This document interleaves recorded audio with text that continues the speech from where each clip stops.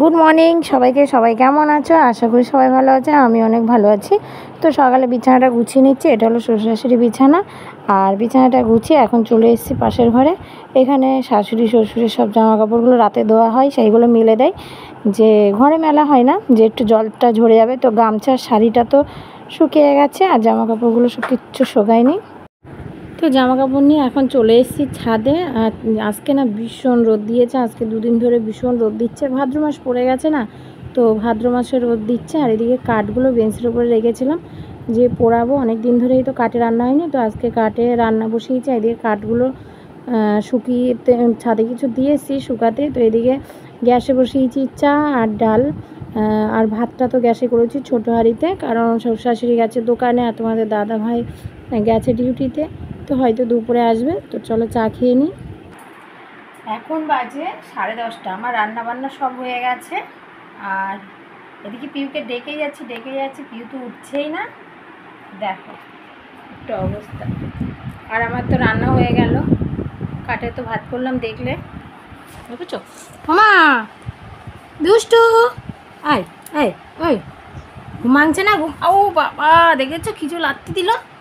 ওই ওই ওই ওই ওই ওই ওই আই দুষ্টু, এই কখন খাবে, কখন একটু লিখু করবে, একটু লিখবা না? তুমি লিখবে না? অলিখবে অলিখবে। ওই দেখো দেখো দেখো লাত্তি দিচ্ছে, দেখো। ও মা, মা, ও মা, মা, মা কই? একটু লিপস্টিক মেখে দেবো, একটু লিপস্টিক মেখে দিতে দাও।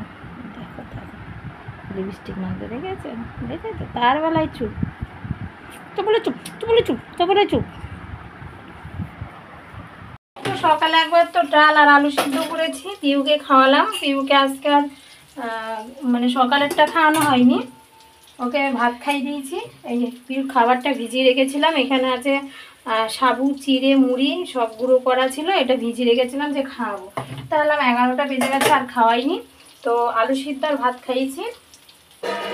তো আলুটা এখন লঙ্কা পেঁয়াজ ভেজে মাখা করবো। আর এদিকে কাঁকরোল ভাজা করছি, আলু ভাজা করেছি, আর একটা উচ্ছে ভাজা করছি আমার জন্য। আর করবো শুটকি মাছ, শুটকি মাছ আছে, এদিকে শুটকি মাছ করবো। আর এখন এগুলো ভাজা বসিয়ে ঘর মুছতে যাবো।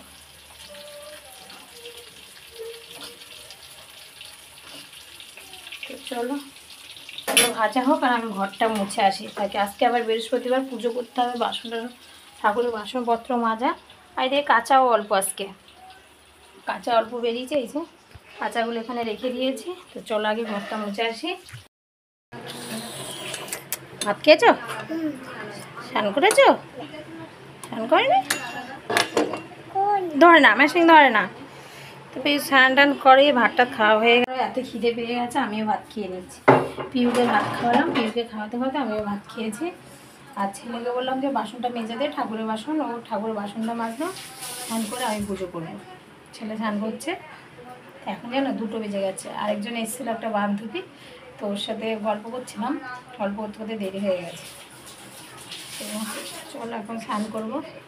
আর এদিকে দেখো বিকেলবেলায় গেছিলাম একজনের বাড়িতে, তো এই যে এটা দেখে ক্যাকটাস গাছ নাকি বলে এটা, তো এটা দেখে পিউ ভয় পাচ্ছিল। তো আগে এরকম মানে দেখিনি, আর দেখেছে ওর আন্টি বাড়িতে, কিন্তু এরকম দিকে খেলা করেনি। তো যত দেখছে আরও ভয় পাচ্ছে, কিন্তু এদিকে মজাও পাচ্ছিল। আর আমরাও বলছি ধরো, আর এদিকে তো গান হয়, একবার কথা বলছে, যেটা বলছে সেটা ডাকো। তো এই নিয়ে অনেক সময় ওদের বাড়িতে খেলা করেছে।